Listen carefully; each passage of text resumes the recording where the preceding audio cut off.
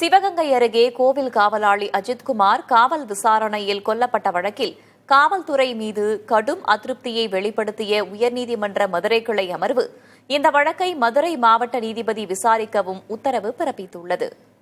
சிவகங்கையில் காவல்துறையினர் தாக்கியதில் அஜித்குமார் என்ற இளைஞர் மரணமடைந்தது தொடர்பான மனு உயர்நீதிமன்ற மதுரை கிளை அமர்வில் விசாரணைக்கு வந்தது.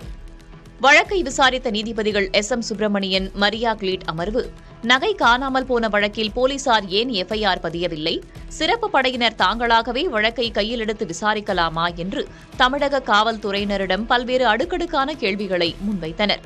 திருட்டு வழக்கில் விசாரணை என்ற பெயரில் ஒருவர் அடித்துக் கொல்லப்பட்டிருக்கிறார் என்று கூறிய நீதிபதிகள், புலனாய்வு செய்யத்தானே காவல்துறை இருக்கிறது, அடிப்பதற்காகவா உள்ளது என காட்டமாக வினவினர்.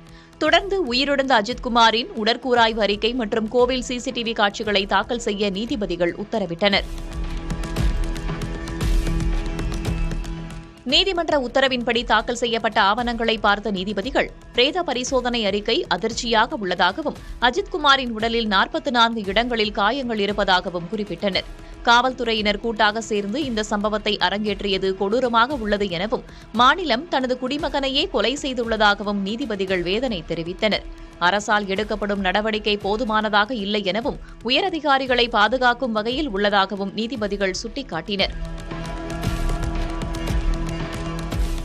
வழக்கு விசாரணையின் போது தமிழ்நாடு அரசு தரப்பில் வழக்கை சிபிஐக்கு மாற்றுவதில் ஆட்சேபனை இல்லை என தெரிவிக்கப்பட்டது.